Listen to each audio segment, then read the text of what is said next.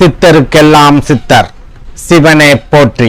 இதுவரைக்கும் நம்மளோட பதிவுகள்ல 12 ராசிகளுக்குமான மாத ராசி பலன்களை தொடர்ச்சியா ஒண்ணா பார்த்துட்டே வந்திருக்கோம். அந்த வீடியோக்களுக்கு எல்லாம் நானே எதிர்பார்க்காத அளவுக்கு ரொம்ப அபரிமிதமான ஆதரவு உங்ககிட்ட இருந்து எனக்கு முழுமையா கிடைச்சிருக்கு.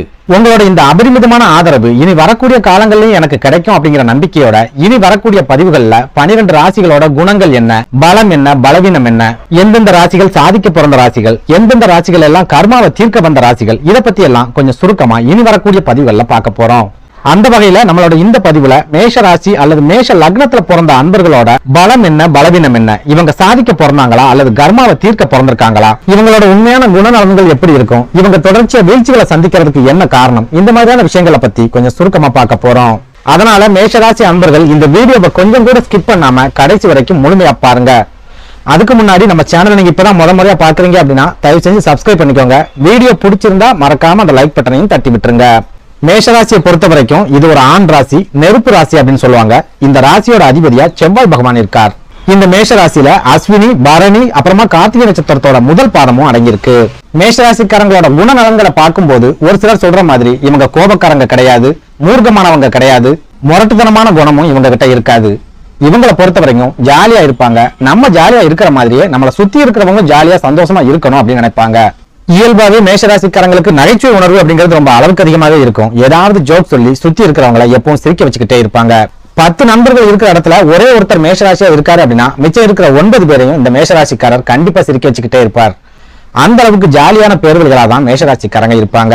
அப்படின்னா ஒரு சிலர் ரொம்ப கோபக்காரங்களா இருக்காங்களே அப்படின்னு நீங்க கேட்கலாம். மேஷராசியில பிறந்தவங்களோட ஜென்ம ஜாதகத்துல சந்திர பகவான் கெட்டு இருந்தாலோ அல்லது பாதகமான வீடுகள்ல இருந்தாலோ அவங்களுக்கு கோபம் கட்டுப்படுத்த முடியாத அளவுக்கு வரும். ஏன்னா சந்திர பகவான் மனோகாரகன், மனசை கட்டுப்படுத்தக்கூடிய சக்தி சந்திர பகவான் கிட்ட தான் இருக்கு. அதே போல செவ்வாய் பகவான் எடுத்துக்கிட்டீங்கன்னா வேகமானவர், வீரமானவர், பயங்கரமான கோபக்காரர். அப்படி இருக்கும்போது என்ன நடக்கும் அப்படின்னா மனோகாரகனா சந்திரன் கெட்டு போயிட்டான் அப்படின்னா அந்த ஜாதகருக்கு கண்டிப்பா கட்டுப்படுத்த முடியாத அளவுக்கு கோபத்தை செவ்வாய் பகவான் கொடுத்துக்கிட்டே இருப்பார். எதுக்கு கோபப்படுறாங்க, ஏன் கோபப்படுறாங்கன்னு அவங்களுக்கே தெரியாது. ஆனா டக்குன்னு கோபப்பட்டுக்கிட்டே இருப்பாங்க. இத மனசுல வச்சுக்கிட்டு தான் மேஷராசிக்காரங்க அப்படின்னாலே கோபக்காரங்க அப்படிங்கிற முடிவுக்கு ஒரு சிலர் வந்துருந்தாங்க. ஆனா உண்மையிலேயே மேஷராசிக்காரங்களோட பொதுவான குணம் எப்படி இருக்குன்னு பார்த்தா குழந்தை மாதிரி ஒரு மனசு உள்ளவங்களா தான் மேஷராசிக்காரங்க இருப்பாங்க. சக மனுஷனை நேசிப்பாங்க, சொந்த பந்தங்களை நேசிப்பாங்க, விலங்குகளையும் பறவைகளையும் நேசிப்பாங்க, இயற்கையை கூட இவங்க நேசிப்பாங்க. அப்படி இருக்கிற மேஷராசிக்காரங்களுக்கு எப்படி கோபம் வரும்? அதையும் மீறி அவங்களுக்கு கோபம் வருது அப்படின்னா ஒண்ணு சந்திர பகவான் கெட்டு இருக்கணும், அப்படி இல்லைன்னா அவங்களை கோபப்படுத்துற மாதிரியான காரியங்களை யாராவது தொடர்ச்சியா செஞ்சுக்கிட்டே இருக்கணும். இந்த 2 விஷயங்களும் நடக்கல அப்படின்னா கண்டிப்பா மேஷராசிக்காரங்களுக்கு கோபம் அப்படிங்கிறது வரவே வராது. அதே நேரம் செவ்வாய் பகவான் இந்த ராசியோட அதிபதியா இருக்கிறதால மேஷராசியில பிறந்தவங்க ரொம்ப வேகமானவங்களா இருப்பாங்க, ரொம்ப சுறுசுறுப்பானவங்களா இருப்பாங்க. எந்த விஷயமா இருந்தாலும் நம்ம தான் முன்னாடி இருக்கணும், கண்டிப்பா நம்ம தான் ஜெயிச்சே ஆகணும் அப்படிங்கிற ஒரு எண்ணம் இவங்களுக்கு எப்பவும் இருந்துகிட்டே இருக்கும். அதனால எந்த காரியத்திலையும் அவ்வளவு சுலபத்துல இவங்க விட்டு கொடுக்கவே மாட்டாங்க.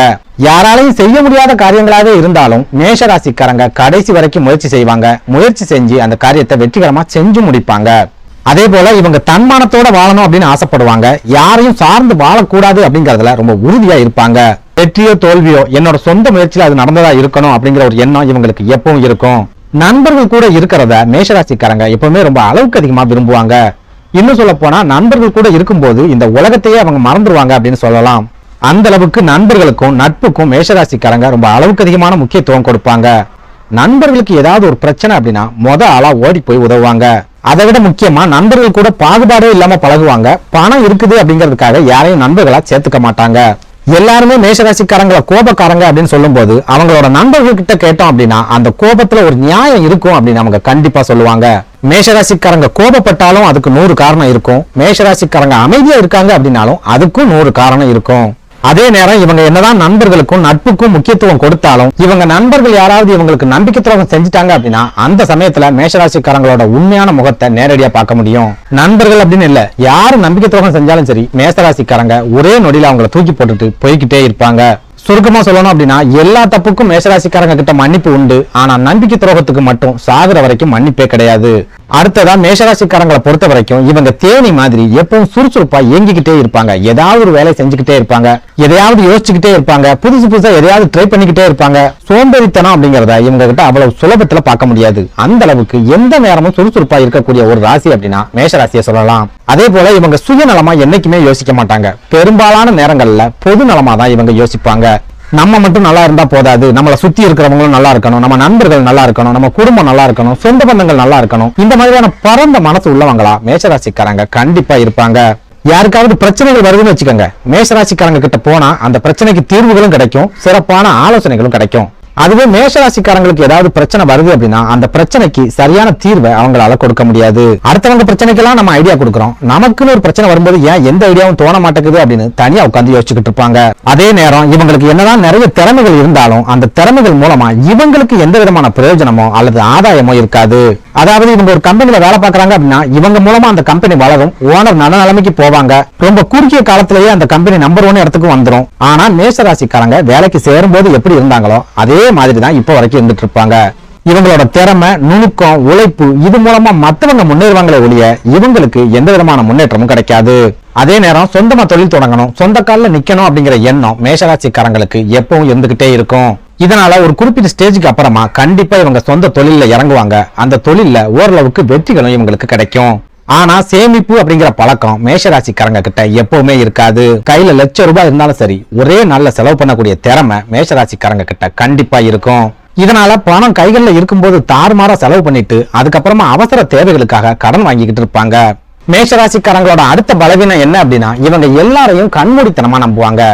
சொந்த பந்தங்களா இருந்தாலும் சரி, நண்பர்களா இருந்தாலும் சரி, சுத்தி இருக்கிறவங்களா இருந்தாலும் சரி, எல்லாரையும் ஒரே மாதிரி நினைச்சு கண்மூடித்தனமா நம்பிக்கை வைப்பாங்க. இந்த நம்பிக்கையாலேயே நிறைய ஏமாற்றங்களையும் பண இழப்புகளையும் மேஷராசிக்காரங்க தங்களோட வாழ்க்கையில கண்டிப்பா சந்திப்பாங்க. அதுலயும் முக்கியமா இவங்க யார் மேலெல்லாம் அதீத நம்பிக்கை வச்சிருந்தாங்களோ அவங்கதான் இவங்கள ஆளா ஏமாத்தி இருப்பாங்க. அடுத்ததா குடும்ப வாழ்க்கையை பொறுத்த வரைக்கும் இவங்க என்னதான் வெளிப்பார்வைக்கு கோபக்காரங்களா தெரிஞ்சாலும் தன்னோட குடும்பத்தை அளவுக்கு அதிகமா நேசிப்பாங்க. தாய் தந்தையா இருந்தாலும் சரி, வாழ்க்கை துணையா இருந்தாலும் சரி, குழந்தைகளா இருந்தாலும் சரி, எல்லாரையும் பாகுபாடு இல்லாம நேசிப்பாங்க, அவங்களுக்காகவே வாழ்வாங்க. எந்த சூழல்லையும் தன்னோட குடும்பத்தை விட்டு கொடுக்கவே மாட்டாங்க. எவ்வளவு கஷ்டமான சூழ்நிலைகள் வந்தாலும் சரி, தான் குடும்பம் கஷ்டப்பட கூடாது அப்படின்னு நினைப்பாங்க. அதே போல மேஷராசிக்கு பூர்வ புண்ணியாதிபதியா சூரிய பகவான் இருக்கிறதால இவங்களோட குழந்தைகளும் அதிகமான பிடிவாத குணம் உள்ளவங்களா தான் இருப்பாங்க.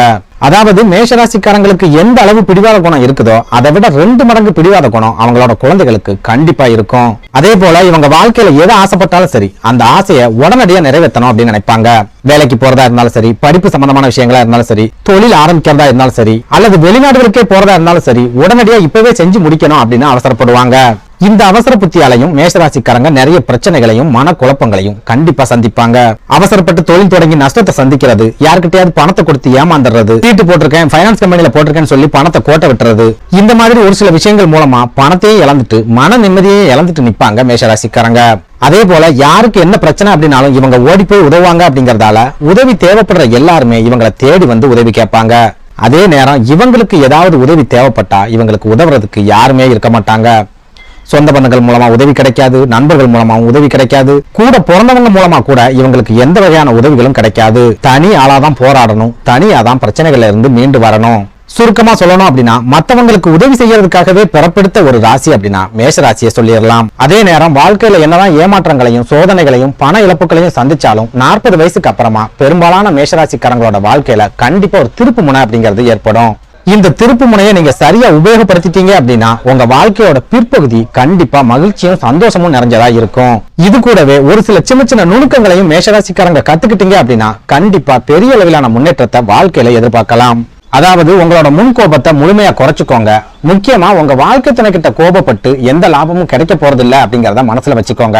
எல்லாரையும் நல்லவங்கன்னு நினைச்சு கண்மூடித்தனமா நம்பாதீங்க. அதுலயும் முக்கியமா சொந்த பந்தங்கள் கிட்ட கொஞ்சம் எச்சரிக்கையாவே இருந்துக்கோங்க. இது எல்லாத்தையும் விட முக்கியமா பணத்தை கொஞ்சமாவது சேமிக்கணும் அப்படின்னு சேமிக்க பழகிக்கோங்க. இந்த மாதிரி ஒரு சில விஷயங்களை மட்டும் நீங்க தொடர்ச்சியா கடைபிடிச்சிட்டு வந்தீங்க அப்படின்னாலே உங்க வாழ்க்கையில ஏற்படக்கூடிய பெரும்பாலான பிரச்சனைகள்ல இருந்து உங்களால சுலபமா வெளியே வந்துட முடியும். நன்றி, வணக்கம்.